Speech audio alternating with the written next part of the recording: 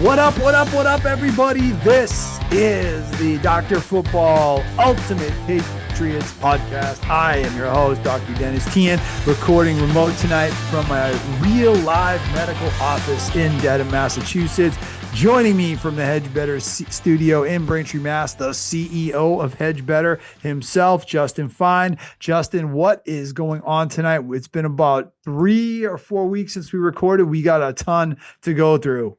I was going to say, man, you know what? Football season, it feels like it just ended. And usually, you got this long in-between period before things get interesting again. But we were texting each other. There's already a ton to talk about and go over in just a short amount of time. There is a ton to talk about. And the Patriots were super aggressive in free agency, which we're going to get to. Yeah. And I love the aggression. I love that there is so many moves that we're going to be able to break down and analyze. And we're going to get into the whole free agency thing. I'm going to ask for your free agency grade. We're going to talk about Stefon Diggs because we haven't talked about that. We're going to talk about some of the moves, take a look at what we're thinking for this team, get into a little bit of draft stuff, take a quick look around the league about a few stuff. But before we get to any of that, I have to start with the news from yesterday that Bill Parcells is going to be elected into the Patriots Hall of Fame this fall. And I don't know if you saw our Facebook page. I posted something. I want to thank everyone that liked, commented, or shared. I think we're up to several hundred likes and quite a few dozen comments right now. So thank you everyone for that. But basically, I'm thrilled about Bill Parcells being put in the Patriots Hall of Fame. I think it's long overdue. To me, Justin, this is one of those things that you had to experience it to understand it. And that's what I want to ask you about, because you didn't experience the Bill Parcells era. And so, you look back at the record, it's 32-32, not a great record. They did not win a Super Bowl. They made a Super Bowl and lost it, which was a big thing at the time. But looking from afar, from someone from your generation, there's a bit of an age gap between you and I, that you might look back and not understand this move. But for those of us that experienced it and know what a disgrace, what a debacle this franchise was in the late 80s and early 90s. Controversy off the field, some of the worst quarterbacking you could ever imagine in your life. Okay, Foxborough Stadium, if it was half filled, that was a good Sunday. Sometimes it would be 10, 15,000 people down there. The franchise was a joke. They were about to move to St. Louis. Bill Parcells came in. He fixed all that. He brought stability. He nailed the Bledsoe pick. Okay, they were maybe not as great as the Brady Belichick combo, but they were a damn good combo. They didn't win as much, but they won. They were always interesting. They were always entertaining. They were usually exciting. So, to me, this move makes perfect sense, but I want to ask someone from your generation who didn't experience all this, what do you think about Bill Parcells going into the Hall of Fame for the Pats? So, you know what? I think that's interesting because for somebody like me, and I would imagine it's pretty universal for people in my generation. It's like, I've heard of the lore of Bill Parcells, for a long time. Right. And as a Patriots fan, you hear about him, but, not getting to experience his tenure here and, just kind of hearing about it, I guess it doesn't, for me, it's obviously not as impactful, right? As it probably is for you or someone who experienced the Bill Parcells era. The first, I guess, thing that popped into my mind when you said that, and maybe I'm just off base here, but does it seem like it was, did it take a little while? Like, is that normal? The amount of time that they waited, to induct him, or like, does it seem like it's kind of like a what are we doing now type of situation? It took way too long. This should have been done years ago. You're right. It should have been done. It should have been done 15, 20 years ago. Right. So, I mean, do you think there's any sort of ulterior motive or like coincidence or like any sort of like, I don't know, like any sort of narrative we can dig up that would explain the timing of things now? Or do you think it was just like, hey, long overdue, let's do this?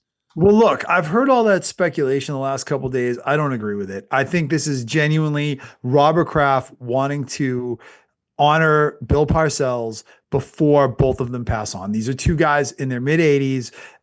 At times they butted heads in really epic and historic fashion. And for those of you that didn't live it, I mean, go back and read the history, watch some of the videos. I mean, Parcells taking this team from the dumpster of the league okay, in 1993, and 4 years later, bringing them to the Super Bowl, really having one of, I think, my favorite Patriots seasons ever in 1996, and then blasting out of here to New York, literally hours after they lost the Super Bowl to the Green Bay Packers. That is like the tunable and him coming back here, staying in the AFCs. That was like the stuff of legends and the stuff of history, really. It's a huge part of the history of this franchise. And, you know, it has to, if you're going to tell the story of the New England Patriots, I don't care what the record is, you can't tell it without Bill Parcells and what he did. Well, you wonder, I mean, we'd like to think, I mean, we might hopefully be in store for something similar right now, right? Like I'm listening to what you're saying, and doesn't it feel like that you can kind of draw a lot of parallels between maybe that early mid '90s like resurgence and like kind of like what we've been experiencing here for the last couple of years, and like what we're hoping to get out of Vrabel and in this new Patriots era moving forward. Like, it's like, you talk about the Bledsoe and Parcells kind of reviving the Patriots after a while of being in the dumps, and it's like, okay, can Drake May and Mike Vrabel do the same thing to a Patriots team now that's found themselves in a similar situation? I think there is a parallel. I really do. And I think but I will say this, like as bad as things have been the last 2 years, there is no comparison to how bad they were in the late 80s and early 90s. I mean, this Yeah. was like, we say the term football Siberia when we talk about the Patriots sometimes now. They were truly football Siberia in the late 80s and 90s. They were, I mean, they were two steps away from becoming the St. Louis Stallions. And that is the honest truth. Like they were a no man's land. You know, Gillette Stadium on its emptiest day would not compare to the barren wasteland of Foxborough Stadium in like the early 90s, bad weather game. They'd be lucky if they drew 15, 20,000 people. Back then, Justin, they weren't even on television all the time. That was when the NFL had those blackout rules in place. If the Right. home team didn't sell out, they didn't put the game on local television. And there were many Sundays in the early 90s where the Patriots were not even broadcast on television in New Wow. England, which sounds Sounds absurd crazy, in right? today's Yeah. world. But that's how bad it was. Wow. Yeah, I mean, you know what? I again, it's somebody that growing up as a Patriots fan, you hear a lot about him, but again, self-admittedly, like I just wasn't around to experience that, and I guess I never really got to fully understand his impact. Um, but you know what? It sounds like they're at least giving him his proper his flowers now, and you kind of, if he was truly as impactful as you say he was, which I believe, then I'm glad they're doing it. I wonder why it took Yeah. them so long, and I'm glad they're doing it. There was a lot of bad blood between Kraft and Parcells. As bad as you might think Belichick and Kraft is now, with like a little bit of animosity, uh, Parcells and Kraft, it was so bad. It was so bad. These were two guys that for a long time they genuinely hated each other, Yeah. and I don't think that's an overstatement. So I think for Kraft to come back full circle at this point, I feel like there has definitely been a thawing between the two of them over the last 10, 15 years or so. And for him to finally just step up and say, we're putting this guy in the Hall of Fame no matter what, to me, that's absolutely the right call. And I think to get back to your original question, it comes from a good place. Now, may it help Kraft in his Hall of Fame bid? I mean, potentially, because it does honor to a football, an NFL legend. Does it make Kraft look better at a time where he needs some good PR? Yeah, definitely. That's probably all part of it. But I really think what drives this is just sincere, genuine desire to honor Belichick, to honor Kraft. I'm honor Parcells. Pardon me. Yeah. Yeah, no, and good. I'm glad if that's the case, I'm glad they're doing it. And like you said, you got two older guys. It's nice that they're we're able to put whatever, history was in the past and leave it in the past and move on and do it. It does, to your point, right? You talk about the strife between Kraft and Parcells, and potentially Kraft and Belichick. We talk ad nauseum here about how winning kind of cures all, and it's like maybe that was the one thing that kind of made that relationship a little bit more strenuous is the fact that they weren't winning. They lost Super Bowls. They never actually got that ultimate goal, right? You have to think that the Super Bowls is, even if there was animosity, it helped bond Kraft and Belichick together, at least to a certain extent. Yes. No question about it. No question about it. All right, let's get into the free agency side of this, Justin, because free agency is more or less done now. I mean, there will be another addition or two at some point of a veteran player, I think, for most teams from here. But I think more or less we can kind of step back and take a big picture view of free agency and say, what do we think? And I'm curious what you think, but let me just start by saying this. I like what the Patriots did. And I think people need to adjust their expectations for what free agency is and what it can do. You cannot fix 7 years of bad drafts in one free agency class. So for people that are disappointed in this free agency class because they are looking at this team and still saying, hey, there are holes, or hey, they didn't get player X, Y, or Z, I would say, look, they filled out this roster with veteran players. I think they added about 7 or 8 starting players. I think they brought in veteran players at pretty much every position in need on this roster. They didn't bring in superstars, maybe. They didn't make, DK Metcalf. He didn't want to come here. They didn't make that big, giant, big name offensive weapon splash. Fine. At the end of the day, this roster is still going to have to be rebuilt through the middle rounds of the draft. That's how you do it in the NFL. And I really think that if you look at what this class was and what free agency can be, this was a successful free agency class. I would give the grade A minus. Justin, what do you think? I'm gonna go B plus. So I'm looking at everything in its totality, right? I think, I like a lot of the free agent moves. I love the Vrabel move, right? I want to look at everything in its totality. I'll tell you what's keeping me from giving it an A. Okay. I think that there's a couple of players that they let go of that I can't really find the rhyme or reason for it. Guys like David Andrews, guys like Jawan Bentley. Those are two guys that you know, I just can't really understand the need to move on from them at this point. I also, we were talking about this a little bit. I don't love the Stephon Diggs signing. I actually kind of dislike the Stephon Diggs signing. So, um, but that being said, I like the majority of the free agents they brought in. I love what they did with Vrabel. And I love the fact that the buzz is that there's a new energy in the building. So I'm going to give them a B plus, but I think there's a couple of things like you said, like not bringing in that big splash, splashy name free agent, bringing in Stephon Diggs, and then letting go of a couple veterans, especially a guy that was a holdover from the Super Bowl era here. Um, I think it wasn't perfect, but I think it was pretty good.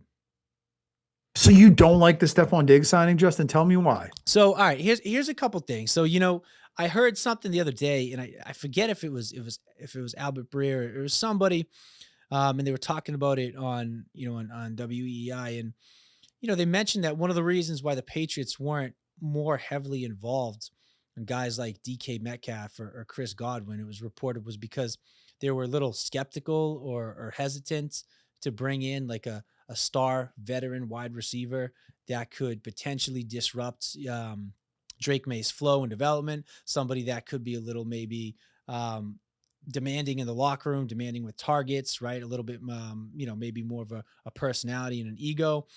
And I thought to myself, and I was like, okay, well, I've never heard a peep about Chris Godwin or DK Metcalf, but I've seen Stephon Diggs implode with one of the best quarterbacks in the league on one of the best teams in the league. How does that bode well for him in New England, right? I look at he goes down to Houston, and yes, unfortunately, yeah, he tears his ACL, he gets hurt. Um, but Houston's a team right now. Tank Dell's probably going to miss most of, if not all of, this upcoming season. It's like they're struggling for a second wide receiver. They didn't feel the need to sign him to another deal based off of what they saw. So I'm looking at a guy that ruined the Bills locker room. He couldn't get along with one of the best quarterbacks in the NFL, on one of the best teams in the NFL. And we're going to bring him in here to New England, where we've talked about having a culture problem, talking about having a problem with veteran leadership.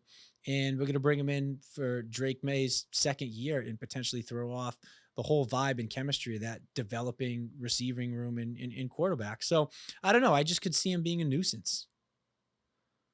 Well, first of all, I hated that narrative that they didn't want to bring in a receiver because they were concerned about Drake May's development I psychologically. Like if agree. Drake May is that frail, then we have a problem. I don't think Drake May is that frail. And I'm glad they brought in Stephon Diggs because it tells me that they don't think Drake May is that frail. If you have to protect Drake May's psyche from a demanding wide receiver, you're in trouble because a lot of these good wide receivers have the same kind of personality that Diggs has. So I'm glad that they brought in Diggs because, first of all, this is the NFL and Drake May, you have to learn to handle guys like Stephon Diggs. And I'm, and I think that frankly, he was the most talented upside guy of this class. Now I know he's coming off a big injury, but I think, look, the last thing I'm worried about is spending Robert Kraft's money. Okay. Because as far as I'm concerned, spend away. I just want to watch a good football team in the fall. So I'm not, and I think the salary cap is showing more and more, especially now that it's kind of crap because like that soft NFL cap, the number keeps going up. Teams are signing pretty much whoever they want. So like, I am not so much worried about them spending a lot of money on anyone. And I just say that because, at the end of the day, yeah, it's Robert Kraft's money, not my problem. That said, I think it's bad for the team when they spend money on a player and he doesn't live up to the value of the contract. I do think that's a bad thing. Right. And I'm sorry, like I look at what DK Metcalf got for $30 million and he was way overpaid for what he is and way he's trending. And I know he's 4 years younger than Diggs. I would much rather have Stephon Diggs at the 20 something million dollar a year number than DK Metcalf at the $30 million a year. Personally, even though I'm not worried about Robert Kraft's money, I just think it's a bad practice to overpay someone as much as DK Metcalf got overpaid. So I think I look at it a little bit separately, right? I say that, okay, DK Metcalf may have still gotten overpaid, but I honestly might look at that and say, for somebody like DK Metcalf, who's in his prime, who, doesn't have an injury history, who doesn't have a history of being a problem in the locker room. And at this point, I think may have higher upside than Stephon Diggs. I think I'd be okay giving him $30 million a year as opposed to giving Stephon Diggs 23. I go back to this point and it's just, I have a hard time wrapping my head around it. And I'm curious what you think about it is I go back to him in Buffalo and I say, this guy basically drove himself out of town. He wasn't able, he imploded and he wasn't happy in one of the best offenses in the league as the number one target, catching balls, being fed targets from one of the best quarterbacks in the league on one of the best teams in the league, constantly trying to compete for a Super Bowl. How does he find happiness here in New England? Like how does he settle into a role here and stay a productive member of the team if he couldn't find that in a significantly better situation that he had in Buffalo? I mean, that's a great point. And I think the Buffalo thing is definitely a little bit of a black cloud around Diggs because why leave if things are working so well? But what I would say to that, Justin, is this is to get back to my original point, right? This is what happens when you go shopping in free agency. Guys like Justin Jefferson and Amon-Ra St. Brown, especially with this cap number, the cap that they have now, these guys don't hit free agency. Teams are able to sign the players that are the flawless diamonds. Anyone you're getting on free agency, including DK Metcalf, is a flawed diamond. Like everything you just said about Stephon Diggs, you could say DK Metcalf did this year. He blasted his way out of a decent situation in Seattle. He said that he wanted to go play for a great quarterback and in warm weather. And then he goes and signs in Pittsburgh with a team that literally doesn't have a quarterback on their roster on April 2nd, right? So, and his production has steadily been on the decline. And I think he's a very one-dimensional player.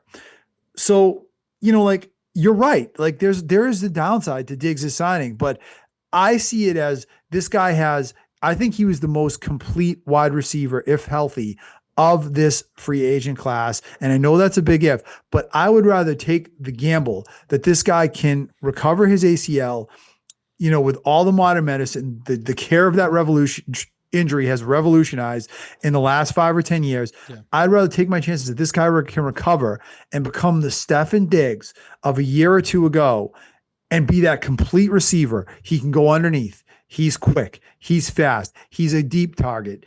He is a multi-dimensional total package receiver. You're rolling the dice with Stephon Diggs, but I think you're rolling the dice with anyone you bring in free agency. So that's what I like about the signing. And you did it at a reasonable number so that if it does fall apart and it's a bust, I don't think it's really what they paid him is not really going to be a setback for this franchise. Well, look, I hope it's not a bust. I mean, I gotta say, I'm more confident in his ability to be healthy and play well than I am in his ability to be a positive leader and presence in the locker room. Like that worries me more. I'm really not worried about his health. I've heard he's ahead of schedule in terms of his recovery. Yep. Like you said, the ACL is not as devastating as an injury as it was maybe, a couple decades ago, whatever. But so I'm confident in his ability to come back to the field healthy. I'm confident in his talent, right? I think the guy's when healthy is one of the best receivers in football. So I'm not worried about his ability to come back and play and produce. I'm just worried about the impact that a guy like that could have in the locker room and in the culture on a time where it's arguably the most crucial, pivot point for this franchise in terms of their culture and future development. The overhaul, the bringing in Vrabel, bringing in all these veterans, like trying to shake the hangover of the Brady Belichick era. It's like this is a very crucial time for this franchise. And a guy like Stephon Diggs, I just worry about his presence in the team and in the building. I'm not worried about his Well, ability to I play. mean, it's a double-edged sword though, because the Right. one thing they say about him is he cares a lot about winning. So if you're gonna, get one of those ultra competitive guys in the locker room, a lot of them are like that. I Fair. mean, I'm It's not fair. saying what you're saying is wrong, Justin. I just think like it's a good gamble to take. And let's not forget, this is a 4-13 team that has not had 1,000 yard wide receiver in I think 7 years, which is the longest stretch in the NFL without 1,000 yard wide receiver. They have consistently swung and missed in the draft at the position. So taking a few gambles on a high upside guy and hoping it works out, I don't hate that because what do they have to lose at this point? Yeah. No, I don't I think much. I think that's a fair argument. And look, to play my own devil's advocate, if there was a coach that I'd be confident in, his ability to kind of manage personalities and egos, Exactly. it's Vrabel, Right. I mean, you'd have to worry way more about Stephon Diggs if you had Gerard Mayo as your I coach, agree. because I Yes. think Diggs is the kind Right. of guy that walks all over Hmm. a soft, inexperienced coach like Stephon Diggs. Yeah. I think with Vrabel, you're going to intrinsically have some respect for what he accomplished as a player and the fact that he has been a successful head coach to some extent in this league before. Yeah. And you know what? I mean, look, but we've said it before. This is Vrabel's team. It's got his paw prints written all over it. And I mean, Stephon Diggs clearly knows what he's getting into, right? So there's got to be a mutual understanding between both guys, both Vrabel and Diggs, in terms of, what they're getting from each other and what they could expect out of each other. I don't think Vrabel makes that move if he doesn't see the ability to kind of get the best out of Diggs and manage his personality. And I don't think Diggs comes here if he thinks he's going to butt heads with a very strong alpha like Vrabel. I agree with that. And I think that Justin, overall, I think this locker room is going to be a much better locker room this year with Vrabel and the culture that he builds. Gerard Mayo's biggest failure, in my opinion, was his inability to build culture. Yeah. The fact that he didn't know the X's and O's of football, I mean, I think that was somewhat evident and that was damning. But at the same time, you figured he would be able to at least build the locker room and build culture. Mhm. And he actually did the opposite. He Yeah. built a completely toxic thing. That's not going to happen with Mike Vrabel this Right. year. But this does segue perfectly into what I wanted to bring up as the next topic, which is you hit on this a few minutes ago. We were talking about the free agency class, but the outflow of veteran leadership in this free agency class for the Patriots. Daniel Ukulele gone, Devin Godchow gone, Jonathan Jones gone, Dietrich Wise gone, and David Andrews cut. So those And are Juwan Bentley. the only Juwan Bentley. and Jawan Bentley. I'm Right. sorry, Yeah. I knew I missed one. Jawan Bentley gone. So the only player on this roster right now that has won a Super Bowl ring is the long snapper Cardona. Yeah.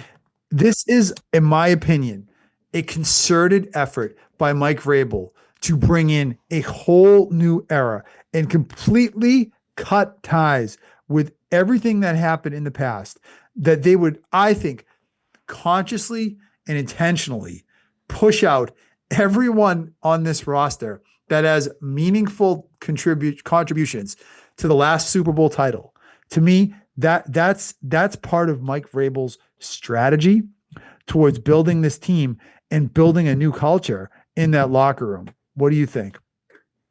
I agree with your take, but do you agree with the premise? Like my thing is like I get that's what he's doing, but like I'm trying to, look, if you told me, hey, we're cleaning house to anybody who came in post Brady and Belichick when things really went to crap and the culture fell apart and the organization kind of fell apart, and you were like, look, anybody who's got that bad taste in their mouth from the last 4 or 5 years, like, let's get them out of here and let's start fresh, right? But why are you getting the guys out the door who have won and performed at the highest level and who have ties to greatness, not ties to yes, they were here during the bad times, but they were here during the great times. Like, I just don't understand the need to shove those guys out the door. Like, I would think, and maybe it's foolishly, that you would want to keep those guys as long around as possible for the culture and development of your young team.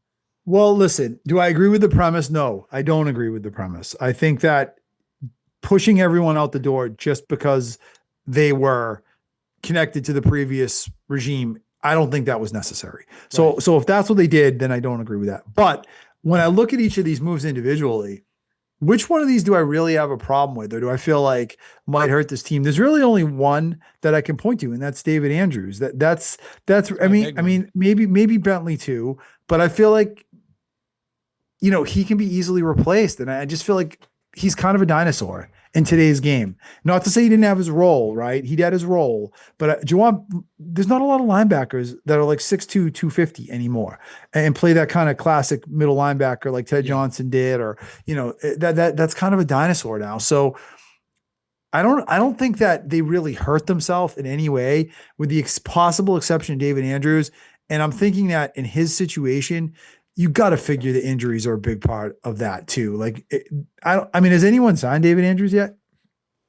From what I haven't heard anything about David Andrews. No. I don't believe so. So, who knows what the future even holds for him with his injury situation. Yeah. Yeah. Look, what I'll say about David Andrews, and I agree. I think out of all the guys that they let go, David Andrews is the one that I think I would rather keep the most. I mean, Bentley's a close second, but when it comes to Andrews, I think the thing that kind of got me was like, you talk about New England over the last couple of years kind of reverting back to that like football Siberia where, it's not a place that people are coming on team friendly deals anymore. It's not a place that free agents are seeking out. You've had trouble kind of accumulating talent. And it's like you got a guy in David Andrews that wanted to be here. Like, he loved New England. He wanted to play in New England. He doesn't want to leave New England. It's like, I don't know. I mean, are we really at the time and, with this franchise where we can afford to be shipping off veteran Super Bowl winners who want to be here and love the organization like that, you know? Justin, the only way the Andrews moves make any sense to me is if he's really hurt and his career is in jeopardy, because I completely agree with you. And let's not forget, Right. offensive line is a huge position of need for this team. And what is the harm? They got plenty of capital of bringing back a guy that is literally the consummate professional, provides veteran leadership, and seeing if he can play center still. Yeah. I mean, they must be very confident, I think, that his injury situation is bad, or Vrabel is just that obsessed with completely cleaning house. And maybe it's both. Right. And I mean, look, they swapped him out for, was it Bradbury, the guy from the guy from the Vikings, who had the worst pass block win rate of any center in the NFL last year. Exactly. And he's been around for a while, I'm pretty sure. I mean, it's 4 years. He started, I think, 64 games in the last 4 years. This guy Bradbury is definitely a established starting player in the NFL. Right. But he had his worst year last year. Yeah. So, I mean, I don't know. It's just, that's a move that, again, I look at everything in totality, coupled with, like you said, the fact that suspiciously, the rest of the Super Bowl vets were shipped out.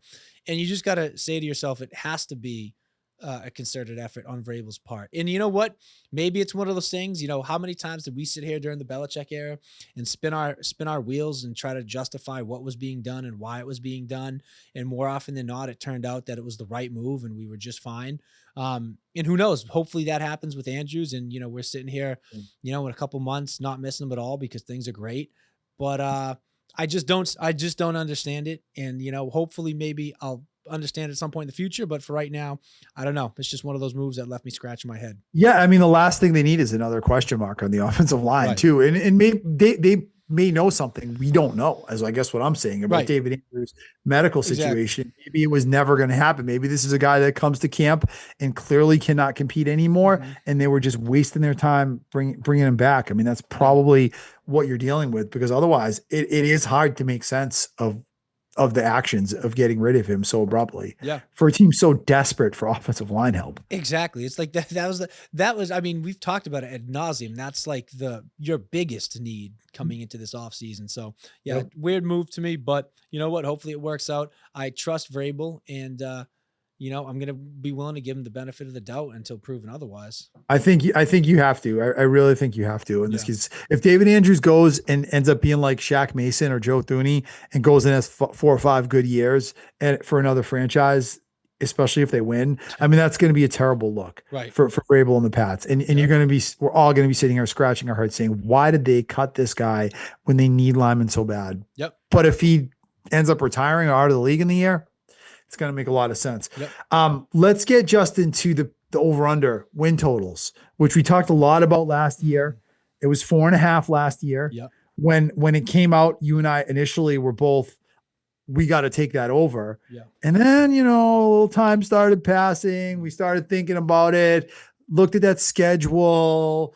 And I think by the time we got to training camp time, and then we saw how they looked in the preseason and some of the things that were happening. And I think we both were like, maybe the under is the play. Yeah. And I think by the time the season started, we were both under, frankly, 4.5. This year, the number is 8.5, which is a lot higher. That is a big jump from 4.5 to 8.5. Some places have it at 8. I've heard there are some places that have it at 7.5, but more or less Vegas is forecasting this team to be roughly an 8-ish win team. So Justin, initial read, we haven't had the draft yet. Yep. Long way to go. What's your take on this 8? We'll call it 8.0. Okay. Yeah. Over under. Should we go over or under on that? I think it's a great line by Vegas. And you know what? I'm going to take the over. I'm bullish in this team. I think, look, I expect this team to not only finish second in the AFC East, but potentially be able to give the Bills a run for their money. I expect them to be kind of within a game or two of the Bills for most of the season. I expect this to be a team that wins a lot more of those, close, attainable games. They were in a ton of scrappy games last year that they just kind of came out on they got the short end of the stick. And I expect, a lot more of those games to go in their favor this year. I expect them to be more disciplined. I mean, look, we can look back at last season. So last season they finished with 4 wins, right? And, we look back on it and I think we could easily pick out another 4 or 5 games that we can say they should have won, right? Not could have won, but like should have won. So Yep. I look at that this year and I say, okay, Drake May should be better. This entire team should be better on both sides of the ball. The talent level is better. The coaching is better. And the schedule is significantly easier. I'm taking the over. Yeah, I'm with you on that. And this over under total really makes no sense to me. And that's one of the things I love about it because when Vegas comes in this strongly, and I feel like they're begging the national football viewing public to hit the under here with this big jump for a team that's off back-to-back 4-win seasons and a lot of question marks still around this team. The fact that they set this number so high tells me that I think they like this team. And I think they're trying to get money to come onto the underside of it. But I look at this team. If Drake May is any sort of quarterback, unless he's a total flame out, okay, I think they've meaningfully improved their game, their roster through free agency. I don't think their roster was that bad to begin with. I think Gerard Mayo was the problem. And I've said that on this podcast many times. Like, I think this team is way better than everyone else does. I don't think they're a 4-win team. I think 2 years ago, they were a 4-win team because they didn't have a damn quarterback. How many games they lose by a field goal? They were a 7-8 win team, just like you said. Yep. And I think last year, the same thing. There was the coach that was really the problem. Yeah. That cost them 4 or 5 games. I think this was a 7 or 8 win team with a good quarterback 2 years ago, a good coach last year. I think there's more talent on this team than people are willing to realize, or people realize right now. They've added to that talent. They have what looks like an easy schedule, and they have a really good head coach. That alone, I think, will get them to 9 or 10 wins this year. So I like this over.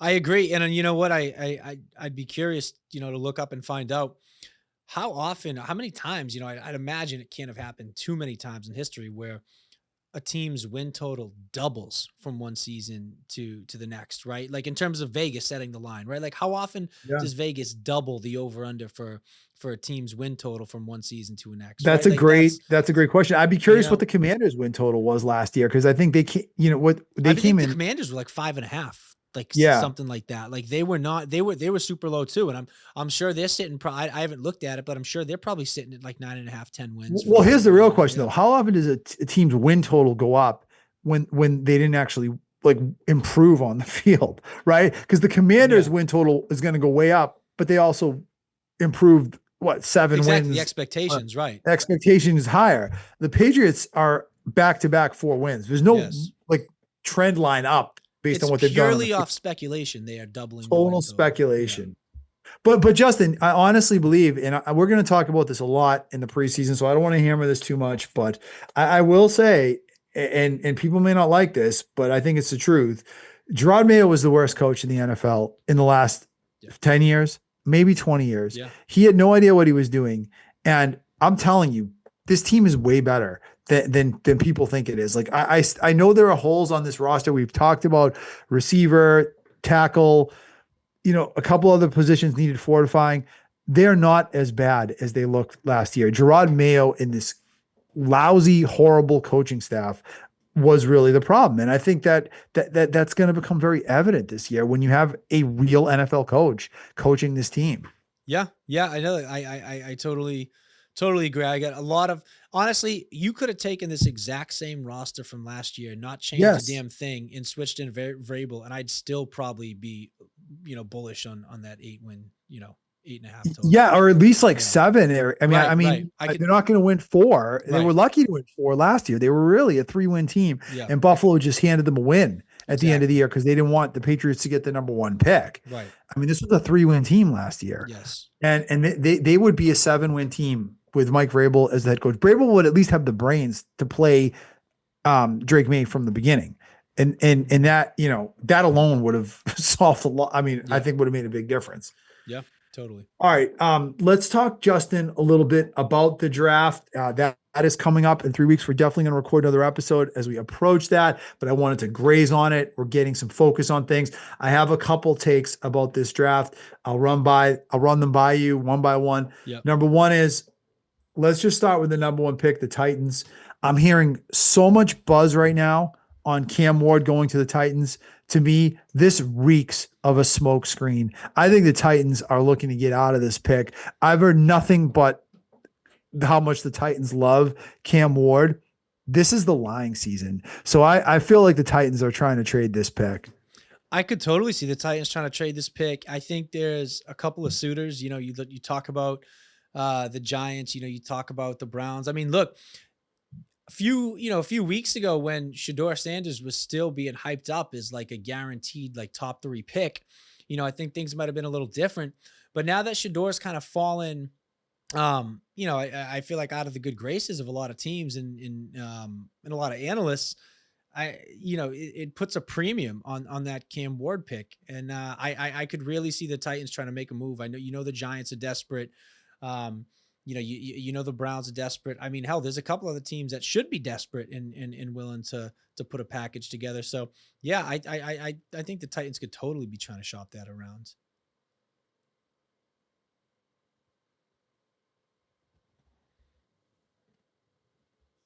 And the fact that there aren't 3 quarterbacks that are worth taking in the Yeah. top 3. Yes. I mean, even, you look at the last few years and how many times has a franchise gone and convinced themselves, Trey Lance, Zach Wilson, Trevor Lawrence, whoever, that someone that might have, I mean, Trevor Lawrence was like supposedly the most hype prospect Yeah. ever, but you see my point. Right. The teams are convincing themselves. Anthony Richardson, Yeah. good. Yeah. Right? That these guys are something that they're really not. So the fact that, that teams like the Giants and the Titans and the Browns might not even take quarterbacks, I think is saying a lot about the quality of the quarterback, in this class.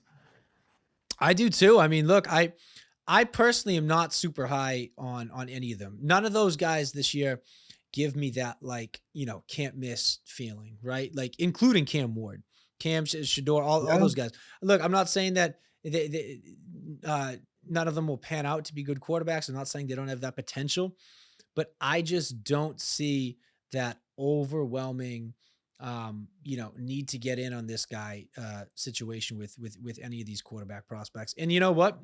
Honestly, all it's going to wind up doing is allowing arguably some generational talent to slip down past the first couple picks. I mean, look, Yeah. you hear the hype about like Abdul Carter, you hear the hype on what's his name, Travis Hunter, and a few of these other guys, that are being hailed as potential game changing players, and it's like they're gonna fall a couple spots because these quarterbacks I think are overhyped. Well, that's what you're hoping for. If you're a Patriots fan, Yeah. that's your best case Right. scenario. You want Cam Ward and Shador Sanders to Yes. go somewhere in those top 3 picks because that guarantees you Travis Hunter or Abdul Carter. And I think, I don't know, you might not agree with this, but I would say if Hunter or Carter is available, I want the Patriots to take whichever one falls. I do too. Yeah, I do too. 100%. But it looks more and more like that might not happen. And I think that's when this gets interesting. Yeah. So if Hunter and Carter are gone, what do you do if you're the Patriots? The logical answer is you trade down. I don't think that's going to be an option. I don't think there's going to be a lot of teams that want to trade up this year. So if you stick and pick at 4, Justin, and Hunter and Carter are gone, where do you go for the Pats? I mean, I think you got to take what's his name, Campbell, out of Think LSU, so? right? I mean, well, look, if you can't trade the pick, right, in in Carter and Sanders are gone. I mean, sorry, Carter and Hunter are gone, and you obviously don't need a quarterback. It's like, what do? You take the best player available. I mean, the best player available, in all likelihood, let's be honest, is probably going to be Ashton Genty, but I can't see the Pats taking him at 4. Well, let me say this, just you brought up his name. Yeah. Say no to Ashton Genty. Like, I want nothing to do with him at the 4 pick. No, that is a waste of a pick. You cannot take a running back at 4. I totally agree, but I'm saying like the drop off, I think, in obvious talents after Hunter and after Abdul Carter, it's I feel like you're kind of in no man's land with that 4th pick. Can I throw a name out at you? Yeah. And I think the Patriots should think about this. What's wrong with Tyler Warren as that number 4 pick? If he is really that total package tight end that everyone says that he is, and we've been down this road before, I think we need to throw that caution out there because it feels like every year, whether it was Mike Mayer or Kyle Pitts or someone, there's always that all-world tight end that ends up not being that good. I feel like that's a recurring draft theme. That said, if Warren is a Gronk or Kelsey type player, if he is the best available player, what's wrong with taking him and having that nasty 2 tight end system, another weapon for Drake May, a guy that can probably block a little? I don't think that's a bad fail-safe if you're the Pats. I don't think it's a bad fail-safe, but I actually think it's really funny that you just brought up his name because I look at a guy like Michael Mayer who was hyped up and really just unfortunately was overshadowed by the fact that the Raiders crapped their pants with the 10 pick last season. And when all the quarterbacks were gone, they were left with Brock Bowers and they took Brock Bowers. Right. So if I'm the Patriots, I think you could probably go and get somebody like a Mayer who's got that upside, that young talent on a rookie deal, for a lot cheaper than the 4th overall pick. So I don't know. I don't love the idea of using that 4th pick on a tight end when I think there's some good options out there that you could get on the cheap. But you know what? Look, this team does need they need a couple things, right? We talked about it. They need a weapon.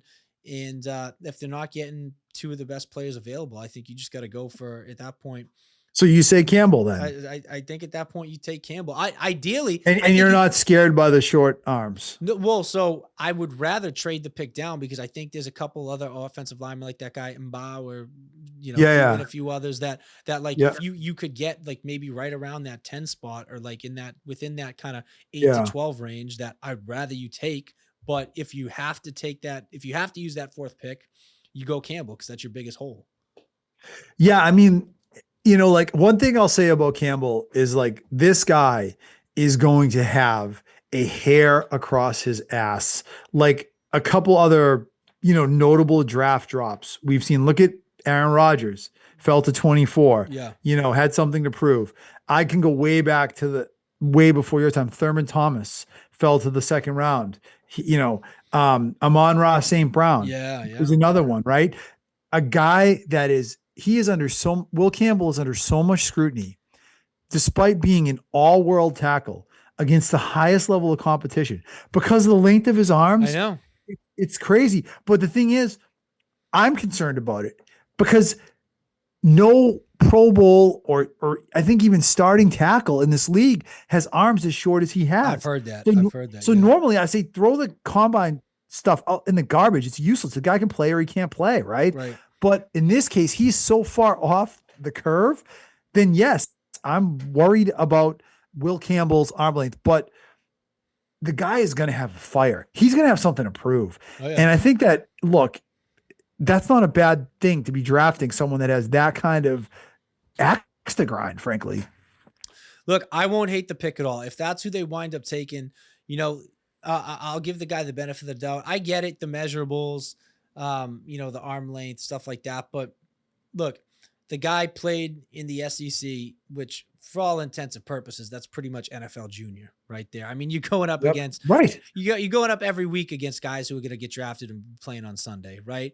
And if you're Agreed. able to stand out as the all-star that he was in the SEC, it tells me that the guy is at least worth a shot, and maybe the measurables aren't everything, Yeah, I totally. That's the first thing I thought of when people started talking about his arm length, and I'm like, this guy was successful in the SEC. Right. He was the best tackle in college football, playing against future pros in like a semi-pro conference, basically. Yes. So, but when I got into more like how short his arms actually were, I'm like, well, now I kind of get it. Right. But I mean, look, if they draft this guy, and let's say he ends up being like a starting caliber tackle and a all pro caliber guard, like a swing player. I mean, in this draft, that might not be such a bad, haul for this team where they are right now. No, it might not be. I mean, look, I mean, statistics are statistics, but that's why you have outliers, right? Because it's not 100% indicative of what you're going to get. So I get it. I get the measurables. I get the stats. I get all of the data behind it. But look, he passes the eye test with his performance. He, like you said, he's got every reason to have a chip on his shoulder and a fire under his ass. So, I like the fact that he's going to be motivated, and he fills arguably the most crucial gap that this team has. So if they do have to wind up taking him, I'm okay with that. Yeah.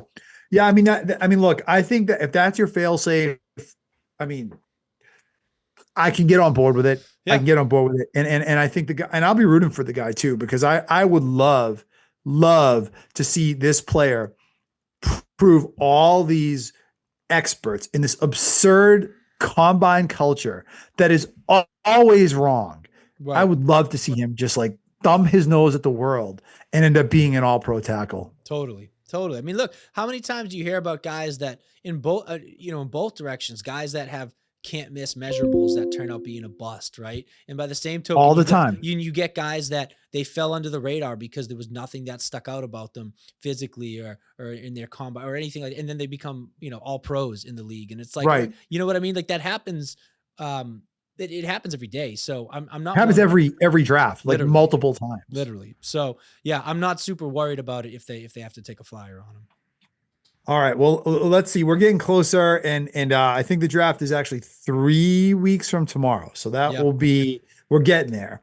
Let's just very quickly, one other thing. Brandon Aiyuk, would you look at trading him for him at some point if you didn't love anyone there? That could be an option too. I just want to throw that name out there. I'm not a big Aiyuk guy personally, Justin, because first of all, I didn't like him that much when he was healthy. I don't think he's a number one receiver. He was not productive last year when he was healthy as to the level that he got paid at.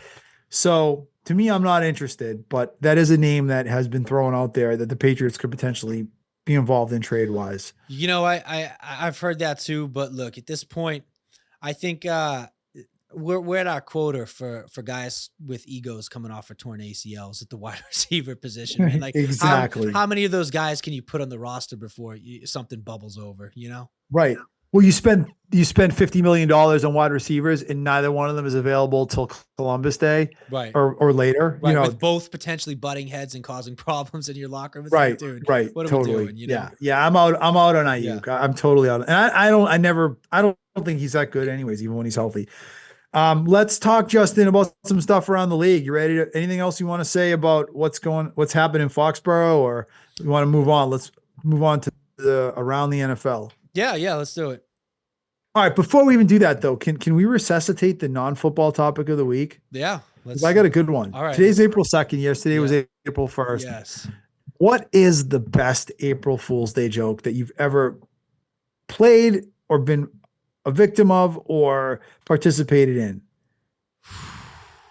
Wow.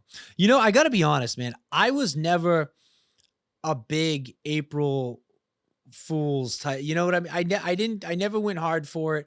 I can't sit here and say I've pulled off an epic April Fool's prank. Um, I can't even really say that I've been the victim of one. I'd have to say the best one that comes to mind is one, that I'd heard about and actually looked up, because I didn't believe it, but it was something like back in the 80s or 90s, I think around here. The guy who on April Fools, the newscaster who got on the broadcast and said that like Blue Hills was like poised to erupt and like everybody needed to, brace Oh, for, and it caused a big thing. And I looked that up and it was a true story. The that's guy insane. wound up losing his job, getting fired, all that. I thought I that mean, was that's not pretty, funny though. no, That's like messing with people's that's lives. messing with people's lives big time. So, but that was an interesting one to me. But no, you know what? I've never been the victim of a big April Fool's joke, and I can honestly say I've never really played a big April Fool's joke. So when I was like 12 years old, right? I woke up at like 6 in the morning on April Fool's, Yeah. and I took everything of value in my house, televisions, Yeah. jewelry, everything, and I hid it in the shower. And then I woke up my mother and I told her someone robbed the house. Oh no. That was now that's pretty good, I think, April Fool's joke. And then it lasted like 5 or 10 minutes, and then she may have physically beat me with a spatula at that point when she found out it was a joke. But that was probably the best one that I ever pulled. I did pull one on my kids yesterday where I went to Dunkin' Donuts and I bought a dozen donuts, and I put the donuts in a bag and hid it in the closet. And then I took some apples and fruit and I put it in the box, and I just left the box out on the counter with a note that said "Happy April Fools, eat healthy." So I did play a little, but they saw right through it. They got home and my wife took a video, and they're like, wait a minute, that it could be an April Fool's joke from Dad. So they saw right through it. Like They they're were too on to smart. you. Yeah. No, They were on to me. yeah. So it didn't really go that well. But I think that, I mean, I thought it would work pretty well. Well, you know what I gotta say, the one with your mom, what makes it 10 times funnier is the ability for me to picture her reaction. You know, for Oh, anybody who's listening right now that can't picture the reaction, it makes the yes. story 10 times better. Understanding Yes. what ensued after she found out and was woken up abruptly. Oh, can you imagine if your kid did that to you? And oh my God, I would be so mad if I was on the other side of that. So mad. So mad, but by the same token, like, what a sense of relief you must feel going from thinking your house was completely robbed of everything valuable to learning it's just in the other room. I mean, talk about roller coaster of emotions. That's got to Yeah. be quite the experience. Yeah. Yeah. Totally. So I think at this point, and then I think there was one year I may have also taken all the shampoo out of the shower, and I mean I was a bastard. I was a bastard, and I think I replaced it with like salad dressing or something, and that was Oof. another one that was Yeah. like did not go over so well in the TN household. But that was bad. That was bad. I think that, I mean, a good April Fool's joke can be really funny, but if you go too far with it, that can really piss someone off too. Yeah. Well, I'll tell you what, you know what almost got me the other day, and it was the simplest one, was in our family group chat when our cousin sent she was like, "Hey, everybody, be safe tonight. It's gonna snow hard." And I Yeah. immediately looked at my phone and Yeah. Yeah. I was like, "Shut up! It's like 60 degrees out. No way." Yeah. Right. And I Right. and Right. I went and checked my phone. I was like, "Oh, okay, April Fools." It got me for a I second. will say that like the steady stream of Facebook and social media posts that are obvious like fakes, like the Red Sox are building Oh a yeah, taking down the Green Monster, or like yeah. like stupid things that oh, it's April 1st, like that I could do without.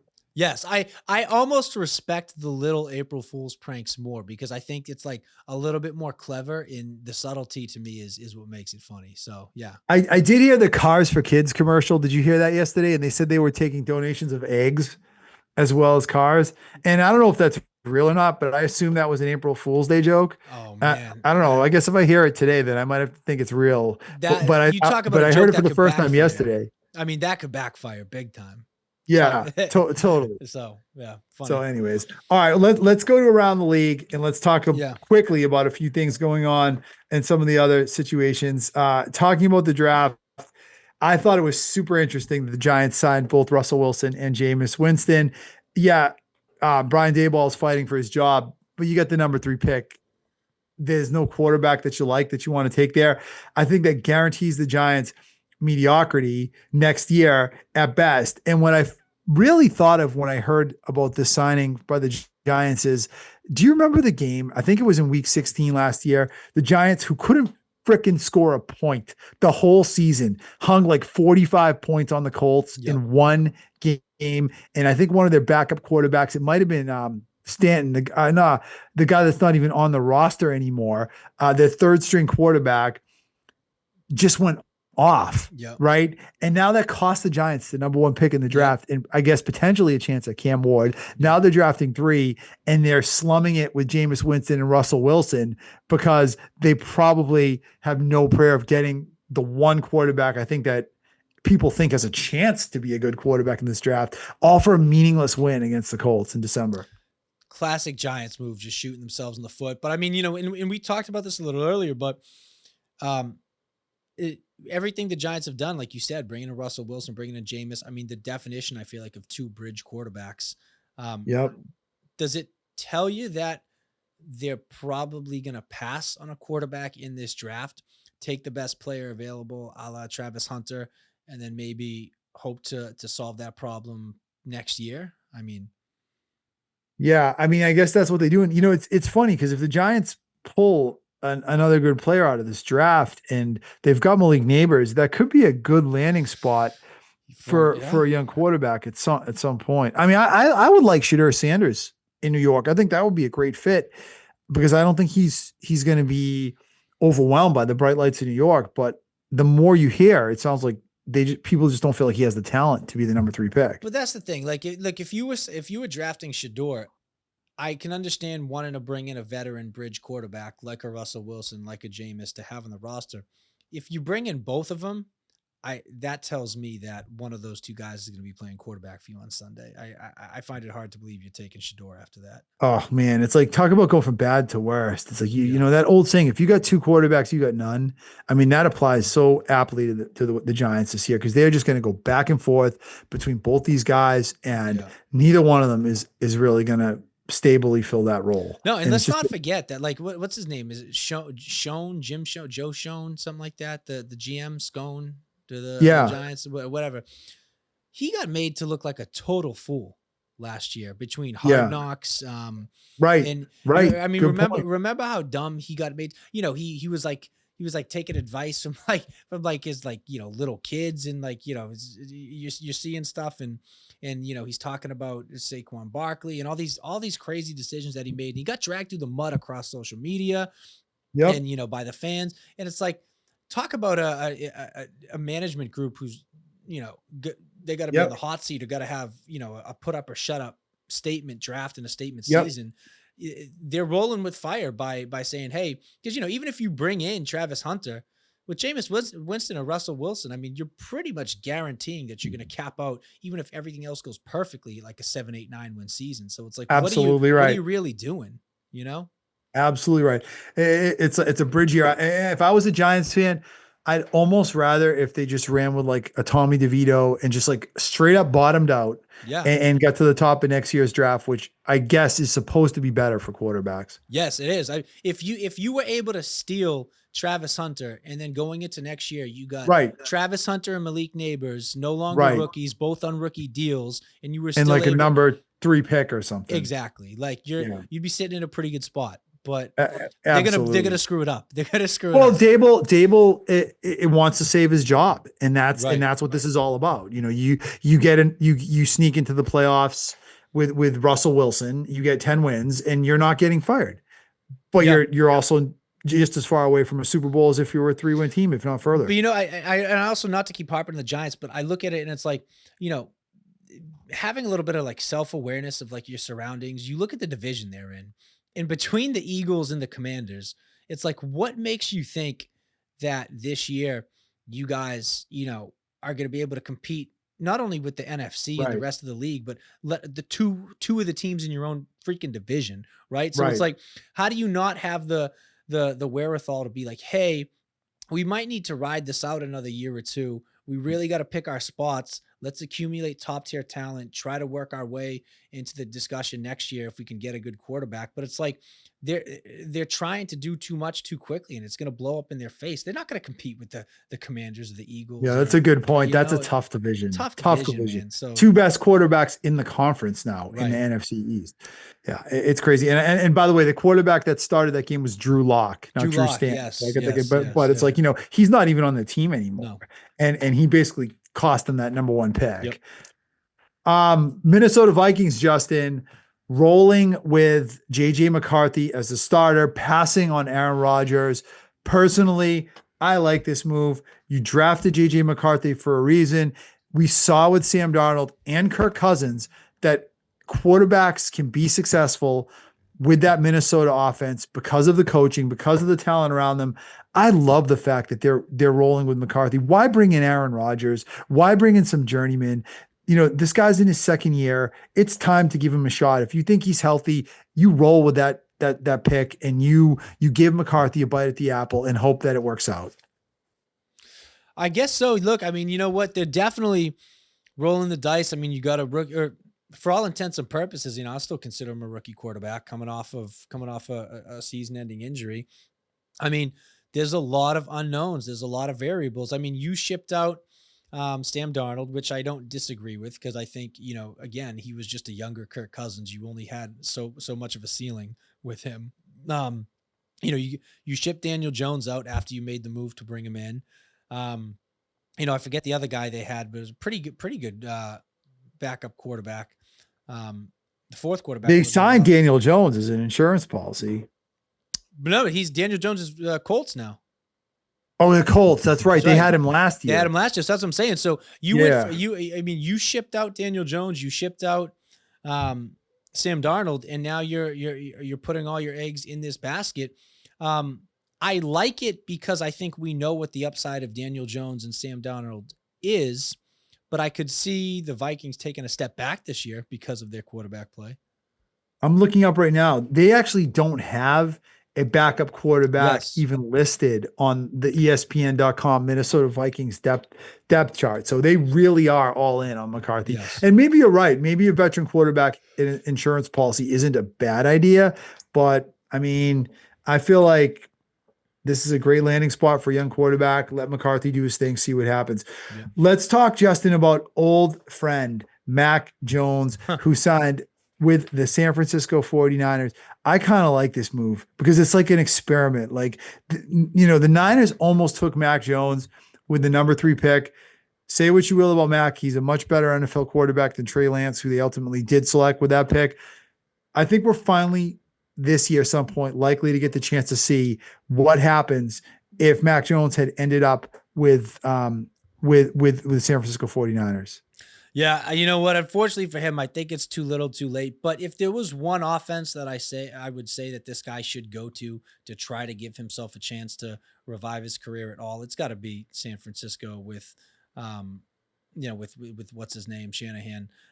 Absolutely. You know, if Brock Purdy has the talent to be successful, why can't Mac Jones? I mean, Mac Jones is more talented than Brock Purdy.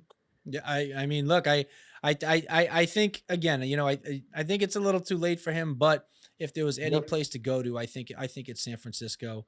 And I mean, look, I've just totally written off Mac Jones, but you know what? It'd be interesting to see what he could do in San Francisco if he ever got the opportunity. I've totally written him off too. I have zero expectation of hope for him, but I think it will be interesting if he gets in there to be the starter. I mean, Yeah. could this be like a Sam Darnold? How many of these quarterbacks that we've written off in the last few years, Right. Geno Smith, Sam Darnold, I mean, there's a couple others that have come into good situations from bad ones and salvaged their career. Yeah. So will Mac Jones be the next one? I'm not counting on it, but I would love to see it play out. Me too. Me too. Yeah, I think it's an interesting spot, and I think it's probably his best spot. So It's his best spot yeah. for sure. If he has any prayer of Yes. being successful in the NFL, this is where it is. Yeah. Aaron Rodgers just into the Pittsburgh Steelers. I don't know what's going on. I hate that move for the Steelers. The Steelers just futzing around with journeyman quarterbacks, and I mean, they really at some point need to draft another guy. But I get the interest because it might be their only hope at this point to have a competitive year, and they have a good team and a good coach. But your thoughts on Aaron Rodgers potentially to the Steelers? I think I think it's kind of a crappy band-aid move for the Steelers, but I Yep. also think it's probably one of the best moves for Rodgers himself, honestly. I mean, we talked about this. I mean, he's going to join a top flight defense. He's got weapons and he's got a good coach who's proven himself. Um, so if there was going to be a place for Aaron Rodgers to go to, I think that's his best landing spot, honestly. So I think this is a way better move for Aaron Rodgers than it is the Pittsburgh Steelers.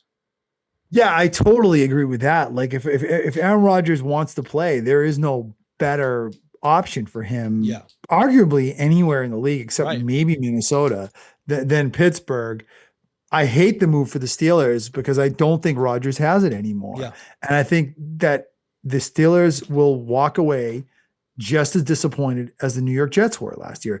Aaron Rodgers is not Tom Brady. At his right, prime, he wasn't Tom Brady. right. And at the end of his career, he is not Tom Brady. He is done. He is cooked. And if the Steelers think they can win with him, I disagree with that.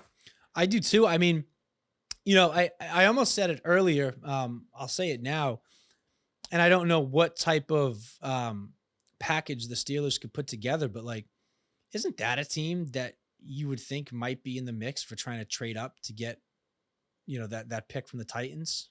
Right. Well, that would be a surprise team, that might come up. I mean, what about Shadur Sanders in Pittsburgh if he Yeah, falls? That yeah, that would be a kind of place that I that'd be think a great he would do spot for really well him. in. Yeah, Great spot for him. It's like the Steelers have. And look at that wide receiver room right now with George Pickett and DK Metcalf. I mean, they've got some talent on that 100%. team. Look, if the Steelers have any interest in Shador, you know, I mean, they're going to be able to trade because look, if Shador doesn't go number 2 or 3 to the Browns and Giants, which it sounds like he might not, he's certainly falling past the Patriots at 4. And I'm blanking. Who's behind the Patriots at 5? The Jaguars. The Jaguars. Okay, who I can't see them taking a quarterback. They just committed to Trevor Lawrence. So it's like if you're the Steelers, realistically, it's very feasible to trade up to that 6 or 7 pick and get Absolutely. Shador if he's still available. I think that would probably be like a draft night.